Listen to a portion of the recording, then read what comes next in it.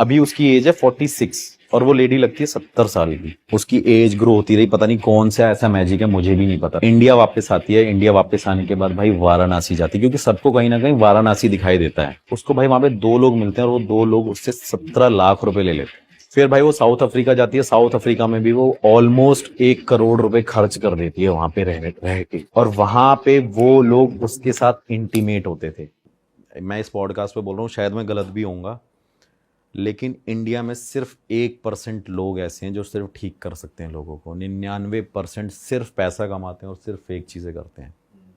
ये मैं अपनी खुद की बात बता रहा हूँ। और अगर चलो इस स्टोरी आपको, इसके साथ ना एक स्टोरी भी बताऊंगा। अभी मेरे पास रिसेंटली एक केस आया था सेम ऐसा ही, अगर आप कहोगे तो। वैसे तो हाँ हाँ, कहानी कुछ बताओ और ना। थी। नहीं नहीं, बताओ बताओ। मैडम माफ़ करना अगर मैंने ये स्टोरी शेयर करी है, लेकिन कौन जानता है, खैर उनको। नाम तो लेंगे नहीं तो आप बोल सकते हो। भाई मेरे पास एक मेल आता है और मेल पे वो अपनी प्रॉब्लम के लिए मेरे को टेक्स्ट करती है। और इंस्टाग्राम चलाती नहीं थी, लेकिन उसने इंस्टाग्राम भी यूज़ किया सो डैट वो मेरे को इंस्टाग्राम पे वो मैसेज करे। तो मैंने उसका मैसेज सीन नहीं किया, फिर वो मेरी फ़ोटोज़ पे कमेंट करने लग गई कि hi Sagar sir, I need to contact you और आप मेरे से मिलो। तो मैंने कहा ठीक है मैम, मिल लेंगे। तो फिर उसने मेरी टीम के बंदे से बात करी।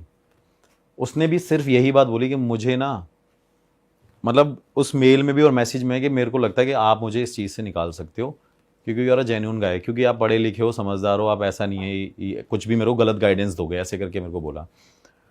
तो मैंने उससे बात करी, मैंने प्रॉब्लम क्या है। भाई ये बड़ी इंटरेस्टिंग स्टोरी है, मतलब मैंने ऐसा लेवल नहीं देखा। भाई वो लेडी क्या करती है, उस लेडी की ना लव मैरिज होती है भाई, रिलेशनशिप में एक इंसान के साथ रहती है।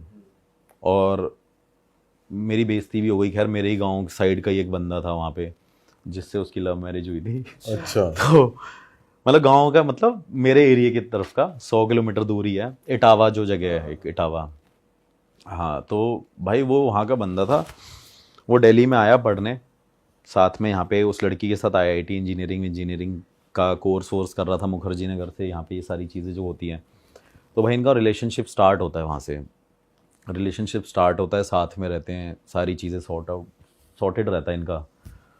लड़की होती है बॉम्बे की, तो वो यहाँ पे रह रही होती है उसके साथ। तो थोड़े टाइम बाद वो डिसाइड करते हैं लेट्स गेट मैरिड और हम सेटल हो जाते हैं। भाई वो सेटल हो जाती है, उसकी बढ़िया लाइफ चल रही होती है, मतलब उसके 2 बच्चे भी हैं, सब कुछ बढ़िया चल रहा है उसका। एजुकेटेड थी, पैकेज अच्छा था, पैसा बढ़िया कमाते थे। उसके बाद क्या हुआ कि वो जो लड़का था जिससे उसने शादी करी थी, उसके भाई की शादी होती है, लड़के के भाई की। तो अब वो दो देवर लगता है उसका। तो वो क्या कहते हैं कि शादी वादी कर लेते हैं। तो उसमें जो उसकी वाइफ आती है ना, जो उसके भाई की वाइफ आती है, उसका भाई चक्कर चल रहा होता है उस बंदे से। इसके पति से? हाँ, अरे मतलब सगे भाई की वाइफ से उसका चक्कर चल रहा होता है। अरे तब तक ये बात रिवील नहीं होती। तो थोड़े टाइम बाद ना, वो लड़की यहाँ पे जब जॉब कर रही होती है, तो उसका हस्बैंड उसे बार बार इंसिस्ट करता है कि यार लेट्स सेटल इन यूएसए। भाई यूएसए की कहानी उनकी स्टार्ट हो जाती है कि हमने यूएसए में सेटल होना है। तो अब वो बोलती है ठीक है, तू और मैं चलते हैं, हम मेरे बच्चे हैं, तू है मैं हूँ। कह रहा नहीं नहीं, मैं अपने भाई को भी लेके जाऊँगा, मैं इसकी भी लाइफ सेटल करूँगा बिकॉज ऑफ उसकी वाइफ। तो तब तक उस बात को वो नहीं जानती लेडी। तो भाई वो क्या करती है, वो डिसाइड करती है, दे सेटल्ड इन यूएसए, कि भाई हमने यूएसए रहना है। अब यूएसए चले जाते हैं भाई। यूएसए रहने के बाद थोड़े टाइम बाद क्या होता है, सब कुछ नॉर्मल चल रहा होता है। वो अपने भाई को भी कहीं सेटल कर देता है, वहाँ पे एटलांटा में पेट्रोल पंप होते हैं, वहाँ पे दिला देता है। वो सब कुछ उनका रन कर रहा होता है अच्छे तरीके से। उन्होंने बहुत पैसा कमा लिया होता है। और जो लेडी बॉम्बे की थी, उससे उस लड़के का शादी करने का रीज़न ये था क्योंकि वो बहुत रिच थी एक्चुअली, और सिंगल डॉटर थी।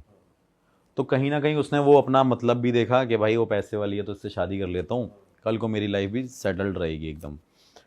तो भाई वो वहाँ पे सेटल हो जाती है। थोड़े टाइम बाद क्या होता है कि जो हस्बैंड होता है उस लड़की का, वो क्या करता है, थोड़े टाइम बाद भाई उसको डाउट होता है। वो अपनी भाभी से ही पूछता है कि भाभी मुझे लगता है कि इनका कुछ चल रहा है, मेरी वाइफ का और आपके हस्बैंड का? आपका हस्बैंड का चल रहा है, मुझे ये डाउट है। तो भाई वो गुस्सा हो जाती है, कहती मेरा ऐसा पति है, परमेश्वर है, ये है वो है, तू कैसे लांछन लगा रही है, जो अपनी लैंग्वेज है। कहीं ना कहीं वो यूपी से भी बिलोंग करते हैं। हाँ हाँ। तो उन्होंने बोला कि भाई ऐसा कुछ नहीं है, ये चक्कर नहीं चल रहा होगा, तू पागल हो गया क्या, तेरा दिमाग हिल गया, ये वो, मेरा पति तो मेरे लिए क्या है, तेरे को क्या पता। भाई उसको मतलब उसने आज तक उसको फील नहीं होने दिया कि मेरा इससे चक्कर चल रहा है। तो भाई थोड़े टाइम बाद क्या होता है कि जैसे ही वो वहाँ पे एक वेकेशन पे निकलते हैं, वेकेशन पे वो शराब वराब पीते हैं, एंजॉय करते हैं, किसी बीच पे जाते हैं। तो क्या करते हैं कि उस टाइम पे ना एक जेलसी फैक्टर क्रिएट हो जाता है, जब वो देवर, जो लेडी का देवर है, वो अपनी वाइफ के साथ काफ़ी ज़्यादा ऐसे टच होता है ना, क्लोज होता है। तो पता नहीं उसके माइंड में क्या होता है, पीने के बाद ना वो उस टाइम पे उसको बोलता है कि वो खड़ी हो, अपने भाई की वाइफ को, खड़ी हो मेरे साथ चले 1 मिनट। तो वहाँ पे वो अलग तरीके से रिएक्ट करने लग जाते हैं। तो वो एकदम कहता है कि भाई, वो कहता है क्या हो गया भाई, तू ऐसे क्यों बोला, कह रहा नहीं खड़ी हो तू, चल यहाँ पे। भाई वो वहाँ पे उसको लेके जाता है, कहता है कि कुछ बात है, मेरे को 2 मिनट इससे बात करनी है। तो बात करने के लिए भाई उसको लेके जाता है, लेके जाने के बाद उसको बोलता है कि आज इन सबके सामने बता दे कि तू मेरी बंदी है। दारू पी के फैल गया वो। दारू उन्होंने पहले भी पी है, लेकिन वो पता नहीं उसके माइंड में शायद कुछ और भी चीजें होंगी, ज्यादा जल गया वो, ज्यादा जल गया होगा। तो वो कहता है भाई तू क्या कहते हैं, इन्हें सच बता कि हमारे बीच में चल क्या चल रहा है भाई, हाँ let's come in a open relationship now, it's time to like prove everyone कि हाँ भाई ठीक है, हमारा चक्कर चल रहा है। ये यहाँ तक बात बहुत फनी हमें भी लग रही है, लेकिन इसके भी आगे बहुत इंटरेस्टिंग स्टोरी है भाई। वो उसके बाद ना जाके सीधा बोल देती है कि भाई मेरा ना इससे चक्कर चल रहा है और तुम दोनों यहाँ पे नहीं रहोगे, तुम जाके कहीं मूव हो जाओ। छोटे भाई की वाइफ खुद बोल देती है। हाँ, एक बार सुनते ही। एक बार सुनते ही अच्छा। कि भाई इसने बोल दिया तो पत्थर की लकीर हो गई ये बात। भाई उसके बाद क्या होता है कि वो वहाँ पे उसको मना करती है कि क्या बकवास कर रहा है, पीने के बाद क्या हो गया तेरे को, कुछ किसी ने कर दिया क्या, ये वो।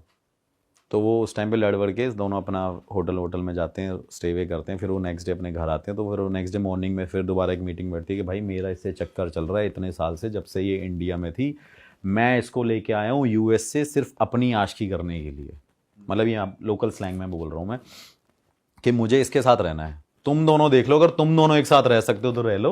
ये भी कह दिया, हाँ तुम अपना देखो मैं तो इससे करूंगा। मैं इससे करूँगा, तुम दोनों अपना देख लो। तो भाई जैसे वो बोलता है कि तुम दोनों अपना देख लो, वो कहता है नहीं नहीं, उसका भाई उस पर हिट विट करता है, उसको मारता वारता है, सारी चीज़ें करता है। तो वहाँ पे वो दोनों, वो जो लड़का है वो लड़की का हाथ पकड़ता है, लड़की का जैसे ही वो हाथ पकड़े ले जाता है, लड़की कहती है हाथ छोड़, मैं इसके साथ रहूँगी। और मैं भाई उसकी वाइफ जो थी, ये मेरे को वो लेडी बता रही है स्टोरी, वो कहते हैं कि ठीक है भाई 1 मिनट नॉर्मल हो जाओ, पहले रहते हैं, डिस्कस करते हैं, ये है वो है। तो कह रहे हैं भाई अब हम यूएसए में, आप हमारा घंटा कुछ नहीं उखाड़ सकते, ना हमारे माँ बाप हैं, ना लड़की के माँ बाप हैं, ना तेरा कोई है, ना मेरा कोई है, हम यहाँ पे स्वतंत्र हैं। अच्छा, इसका मौका ढूंढ रहा था वो, ऐसे मौके कि यूएसए सेटल इसलिए किया, कोई चू चा कहने वाला कोई नहीं है। अपना फ्री होल्ड घूमो वहाँ मैदान में। लेकिन लड़की जो थी भाई, वो बड़ी जिद्दी थी, उसने बोला कि ये मैं होने नहीं दूंगी, जो उसकी वाइफ थी। जो उसकी वाइफ थी। वो थोड़े दिन बाद क्या होता है भाई, उसी अपने ब्रदर का एक्सीडेंट करा देता है या मरवा देता है, कुछ कराता है ऐसी चीज़ कि उसकी डेथ हो जाती है। और अपने रियल ब्रदर का एक्सीडेंट कराता है वो। और जो लेडी थी ना भाई, मतलब जो मुझे स्टोरी बता रही थी ना, मतलब उससे बात करने के बाद, मैं उससे पर्सनली मिलने गया भी था, बताऊंगा आपको वो भी आगे। उसने मेरे से मिलने से पहले ये चीज़ बोल दी कि मेरे से मिलने से पहले 100 बार सोचना कि आप मेरे से मिल पाओगे कि नहीं मिल पाओगे। अच्छा। मैंने कहा क्यों? कहती मैं इतनी भयानक दिखती हूँ ना, आप सोच भी नहीं सकते हो। मैंने कहा भाई अब वो मेरे माइंड में चीज़ आ गई कि आपने ऐसी बात क्यों बोल दी। तो मैंने पूछा मैम फिर क्या हुआ, आगे बताओ क्या कहानी हुई। भाई वो लेडी के पास कोई ऑप्शन नहीं, वो भाई दोनों के साथ रहने लग गई, अपने मतलब उसकी जो देवर की वाइफ थी उसके साथ रहने लग गई, वो वहाँ रहने लग गया। अब भाई क्या हुआ कि वो उसकी जो मतलब छोटे भाई की जो वाइफ है वो डिसाइड करती है कि भाई मैं इसको नहीं चाहती है यहाँ रहे, और वो इस डर से बाहर नहीं निकलती थी क्योंकि उसे पता था ये मुझे मरवा ना दे। और उसके बच्चे भी वहाँ पे थे, तो बच्चे भी कहीं ना कहीं अपनी माँ को प्रोटेक्ट करते रहते थे, बट वो बाहर नहीं जाते थे। उसके बाद क्या हुआ भाई, वो अमेरिका में किसी लोगों को ऐसे ढूंढते हैं और पता करते हैं कि जो ब्लैक मैजिक कर सके। ये लेडी ढूंढ रही है? नहीं नहीं नहीं, Husband नहीं, wife। हस्बैंड ढूंढ रहा है कि ये चली जाए यहाँ। कि ये चली जाए। भाई वो ब्लैक मैजिक कराने के लिए निकलते हैं। भाई उन्होंने बहुत पैसा खर्च किया कि ये बंदी धीरे धीरे मर जाए, मारण क्रिया जो भी वहाँ की लैंग्वेज में क्या होगा आई डोंट नो। भाई वो वहाँ पे जाती है, वहाँ पे जाने के बाद एक चर्च में जाती है, मतलब एक चर्च में जाती है। चर्च में जाने के बाद ऐसे किसी से बात करती है, फादर ऐसी ऐसी चीज़ें हैं और मेरे पे ऐसी ऐसी चीज़ें कर रहे हैं और आज ये कहीं गए, और वो बोल के जाते हैं कि तेरा वो हाल करेंगे हम कि तू सोच नहीं सकती। भाई धीरे धीरे वो लेडी, अभी उसकी एज है 46 अभी करंटली, और वो लेडी लगती है 70 साल की। 70 साल की वो लेडी लगती है। मैंने बोला आपने किया क्या मैम? कह रही मैं धीरे धीरे ओल्ड होती जा रही हूँ, मतलब मैं बूढ़ी होती जा रही हूँ।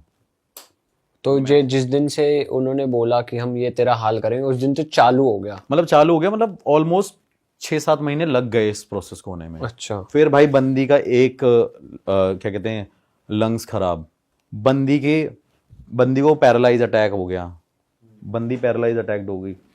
उस बंदी के वो होने के बाद भी वो बंदी फिर डॉक्टर को दिखाया, उसके बेटों ने दिखाया, तो वो बोलते थे कि देख तेरा यही हाल हम करेंगे। भाई वो बंदी परेशान रही, उसकी एज ग्रो होती रही, पता नहीं कौन सा ऐसा मैजिक है मुझे भी नहीं पता, जल्दी बढ़ रही है, जल्दी बढ़ रही है, मतलब वो एजेड लगने लग रही है।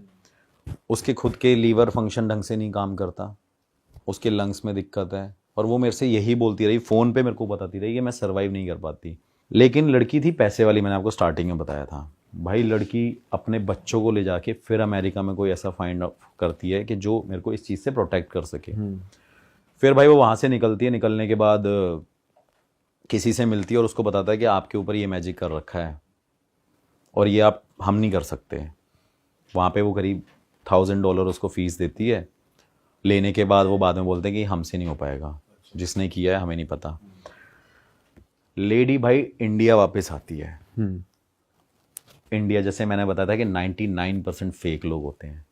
इंडिया वापस आती है, इंडिया वापस आने के बाद भाई वाराणसी जाती है, क्योंकि सबको कहीं ना कहीं वाराणसी दिखाई देता है, क्योंकि गढ़ है वो एक तरीके का, वहाँ पे अघोरी भी लोग हैं, ये सब लोग हैं। उसको भाई वहाँ पे 2 लोग मिलते हैं और वो 2 लोग उससे 17 लाख रुपए ले लेते हैं। अरे भाई साहब 17 लाख रुपए? 17 लाख रुपए कि हम तुझे ठीक करेंगे।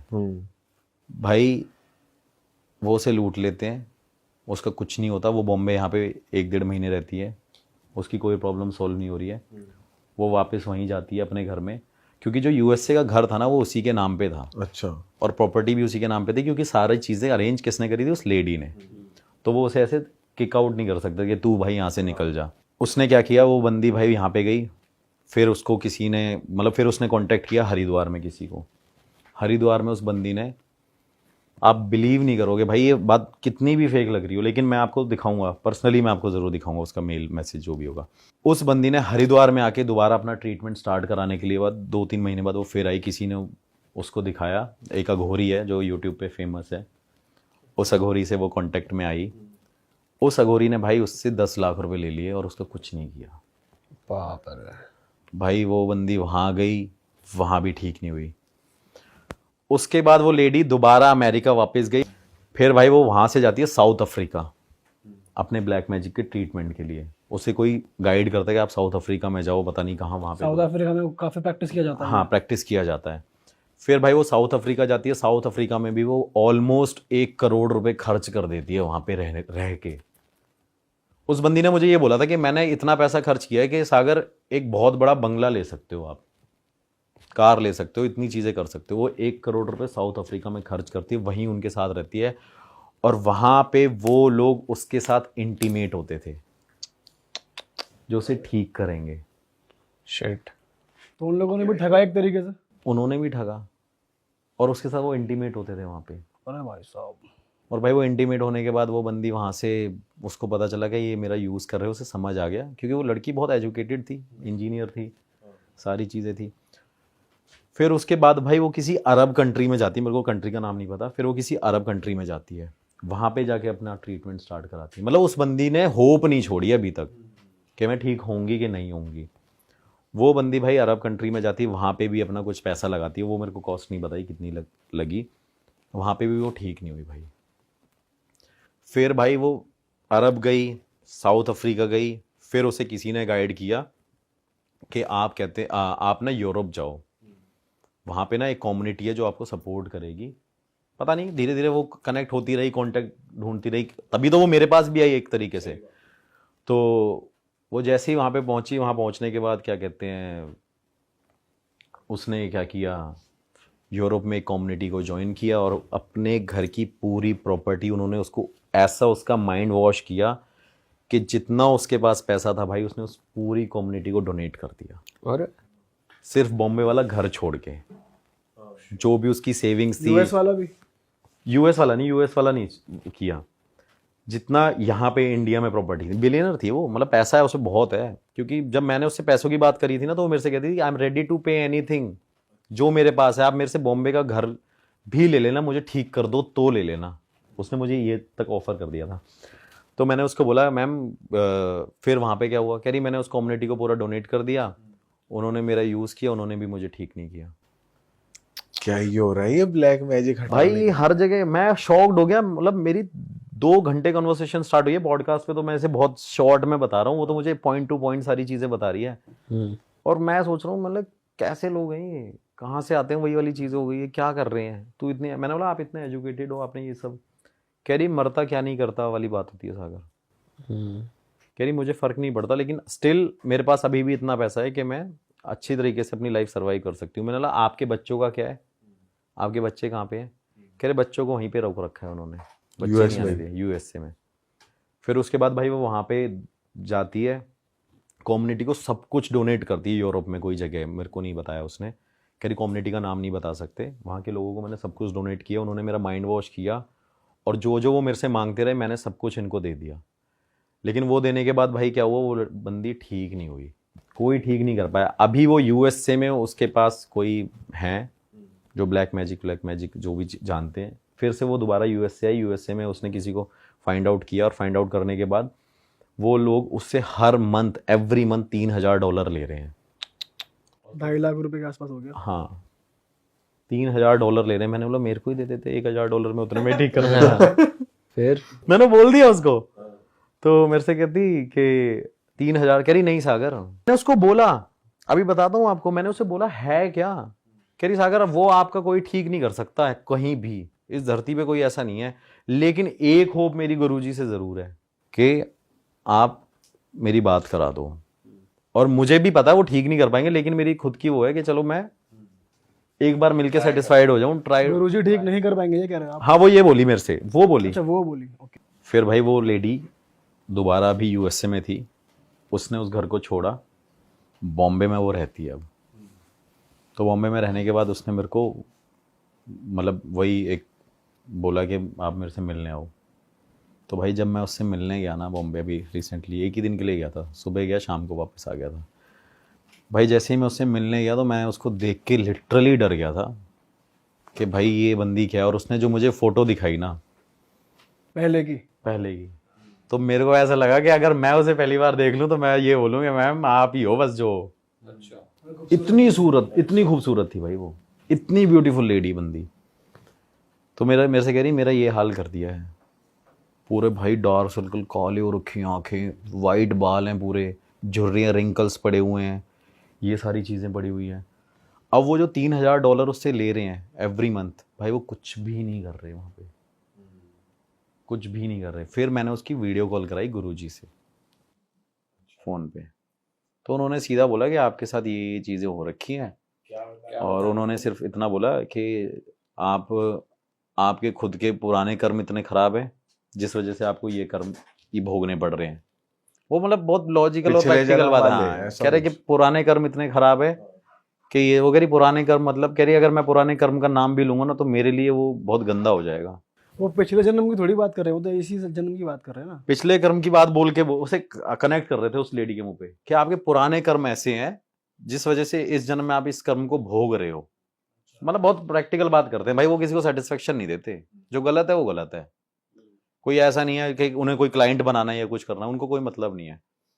और रही बात उन चीजों की, तो उन्होंने ये नहीं बताया कि क्या करा हाँ, है फिर exact? उन्होंने बताया कि भाई इसने क्या कहते हैं वहां पे तुम्हारे नाम से जहां पे भी कुछ भी करी है, मतलब कि बलियां चढ़ाई हैं, मतलब पता नहीं ये चीज बताई, कह रहे बलि वली चढ़ाई है और किसी तंत्र मंत्र विद्या से, और कह रहे कि वो झूठ बोल रहा है अमेरिका से नहीं कराया, वो इंडिया से ही कराया गया है आपके ऊपर, जिस वजह से आपको तकलीफ हो रही है। और ये कई साल पहले की बात है, उसको टाइम बताया एग्जैक्ट कि फरवरी 13 तारीख के बाद से ये चीज़ शुरू हुई थी, और आप बताओ आपके साथ नवंबर के टाइम पे आपके पीरियड्स में प्रॉब्लम हो रही थी ऐसे करके। इतना बोला था, वो लड़की को बिलीव हो गया कि भाई ये सही बोल दिया अब इन्होंने इतनी बात, तो अब मैं डाउट नहीं कर पाऊंगी। फिर मैंने उसको बोला कि आपने मैडम आना पड़ेगा, आप मेरे को बता देना, मैं आपको लेके चल दूंगा। तो वो मेरे से कह रही है मैं आने की कोशिश करती हूँ, फ्लाइट भी बुक कर ली उस बंदी ने, भाई वो आ ही नहीं पा रही है। उसके साथ भी यही कहानी हो रखी है अच्छा, कि भाई मैं नहीं आ पाऊंगी और ये वो। और मैंने उसको बोला कि आपको क्या लगता है कि आप यहाँ आके ठीक हो जाओगे? कह रही मेरे को ना 1% होप आपसे है, जो शायद मुझे यहाँ पे वो रिजल्ट मिल जाए, और मैं पैसे नहीं दूंगी, मैं ठीक हो जाऊंगी ना तो मैं घर ही दे दूंगी आपको। तो मैंने बोला मैं भी पैसे वाला बन जाऊंगा भाई कल को तो ये चीज़ हो जाएगी। लेकिन कहीं ना कहीं भाई वो चीज़ बहुत गलत है यार। उस लेडी को मैंने देखा ना भाई, 46 क्या ही एज होती है, सही बात है। वो लेडी 70 साल की लग रही है वहां पे, और आज भी वो लेडी वहां पे तो कर रही है, और वो कम्युनिटी जहाँ पे उसने पैसा डोनेट किया था वो आज भी उसे कनेक्ट कर रहे हैं और बोल रहे हैं हम तुम्हें यूरोप वापस आ जाओ, हमें तुम्हारी ज़रूरत है, हम तुम्हें यहाँ पे ठीक करेंगे, आप अपनी मर्जी से छोड़ के गए हो, आपका तो यहाँ पे हीलिंग प्रोसेस चल ही रहा है तब से। वो उसे और ठगने की ताल लगा रहे हैं कि और पैसे जितना चूतिया कटिंग का प्रोसेस चल रहा है। भाई यार क्या ही चल रहा है यार ये। मैंने बोला मैम आपने ये सब किया क्यों? तो कह रही मैं अपने लिए तो नहीं, मैं अपने बच्चों की वजह से ये सब कुछ कर रही हूँ, अगर मैं सर्वाइव नहीं करूंगी ना तो वो मेरे बच्चों को भी मार देगा। और उसके बच्चे आज के टाइम पे उसके अगेंस्ट करे जा रहे हैं, और वो लेडी आज के टाइम पे करंटली एक स्कूल में ही टीचर है बॉम्बे में। बच्चे उसी के साथ रहते बच्चे हैं वहीं US। रह रहे हैं, और ऐसा नहीं उसमें भाई पैसों की कोई कमी है, अभी भी पैसा उस पर अभी भी बहुत है, लेकिन वो कह रही है कि मेरा ये सब यूजलेस है, मैं इसका करूंगी क्या? तो मीनवाइल उससे घर वाले उसकी हेल्प नहीं कर रहे हैं, टच में नहीं आते, कुछ भी बात कर भाई घर वाले तो उसके पहले डैड उसके मॉम। घर वाले तो पहले ही मरवा दिए ना। घर वाले तो एक्सीडेंट में मरे थे। मैंने यही चीज पूछी जैसे आपने मेरे से पूछी, मतलब उनका कह रहे एक्सीडेंट में डेथ हो गई है। फिर मैंने एक्सीडेंट में डेथ हो गई है? कह रहे हाँ वो एक्सप्रेस वे से आ रहे थे, उनका क्या कहते हैं एक्सीडेंट हो गया था, और ऐसी ऐसी चीज है। तो मैंने बोला पक्का एक्सीडेंट से होती है, पक्का एक्सीडेंट से हुई है सॉरी। तो कह रही वो तो मुझे नहीं पता। तो मैंने बोला उसके जवाब मैं आपको दे दूंगा, आप एक बार यहाँ आ जाना, और आप देख लेना आपको क्या लगता है। तो भाई मतलब इसकी बात का यही कंक्लूजन है कि ब्लैक मैजिक और ये चीजें ऐसी वो हैं, आज के टाइम में ट्रेंड है कि लोग क्या क्या कर रहे हैं, मतलब रिलेशनशिप को पाने के लिए, इन चीज को करने के लिए। जिंदगी खराब कर दी। बर्बाद हो गई वो लेडी। उसको देख के मैं शॉक्ड हो गया। मतलब आप मैम क्या लगते थे, मैं यूं ही हो गया बस, मतलब आप हीरोइन से कम नहीं हो। फिर वो मेरे से कह रही कि मैं आज भी वही कर रही हूँ, लेकिन वो इतनी पागल है औरत। मैं उसके मुंह पे बोला, मैंने मैम आप इतनी पागल हो, आप $3000 क्यों दे रहे हो एवरी मंथ? कह रही मुझे लग रहा है कि मैं बची उसकी वजह से रही हूँ, वो मुझे सिर्फ सरवाइव करा रहे हैं लोग, लेकिन ठीक नहीं कर पा रहे।